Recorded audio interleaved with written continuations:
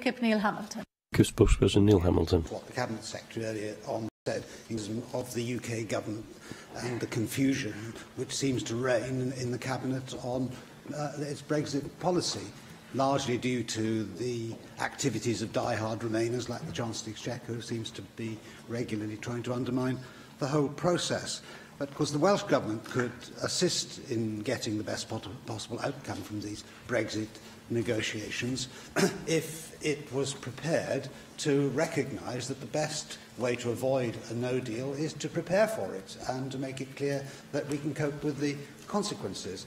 The Cabinet Secretary would be well aware of the report of the External Affairs Committee published recently, which made a number of recommendations. In particular, it said that Wales needed a stronger steer from the Welsh Government about how they should be preparing for Brexit, and that sectors and organisations are looking to the Welsh Government for leadership, and it's imperative they're able to start making their own plans for life outside the EU.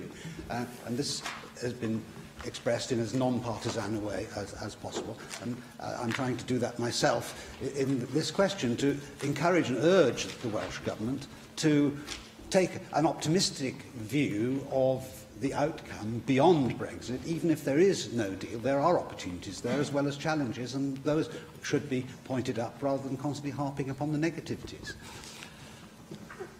Well, even in trying to respond to the tone in which that question was raised, I can't avoid saying to the member that I fundamentally disagree with what he has said.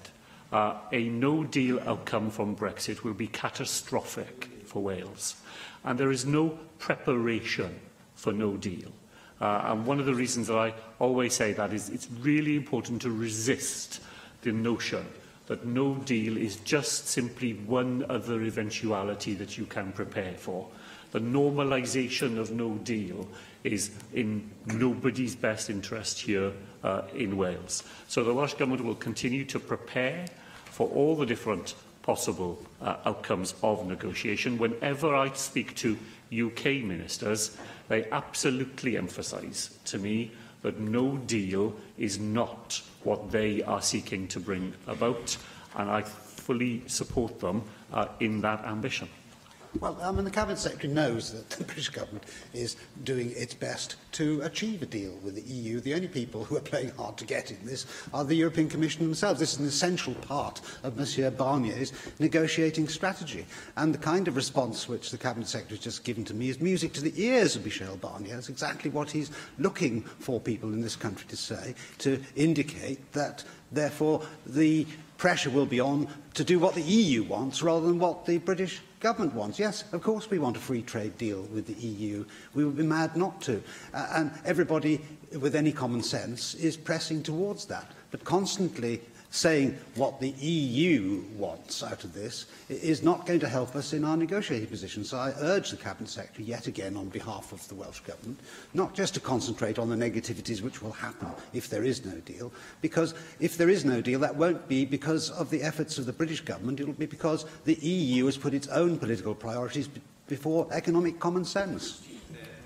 I've lost count of the number of times in this chamber that I've heard the member assure us that a deal would be the easiest thing in the world to bring off because German car manufacturers and everybody else in the European Union would be so desperate to do a deal that it would be brought off with hardly any effort at all. I find it very difficult to square his views in that regard with his suggestion this afternoon that somehow the Commission is hell-bent on not reaching a deal.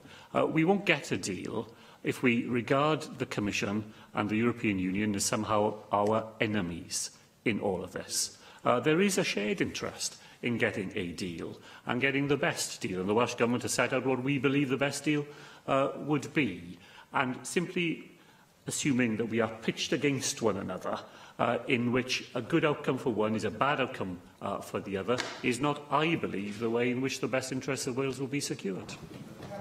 That I don't see this as a zero-sum game where Britain benefits at the expense of the EU. I've always made it clear that a free trade deal is in the interests of both parties, and actually is much more in the interest of the EU in a sense than it is of the UK, because we have a massive deficit of about 80 billion a year in trade with the EU. And as regards German car manufacturers, we have a deficit on trade of 36 billion euros with Germany. Of course, it's massively in the interest of German car manufacturers for us to do a deal with them, because we buy 1 in 7 of all the passenger cars that are manufactured in Germany. But if the Cabinet Secretary persists in saying that, oh, well, we need to give in to everything that the EU demands of us in order to get a free trade deal, that is the best way to ensure that we don't get one.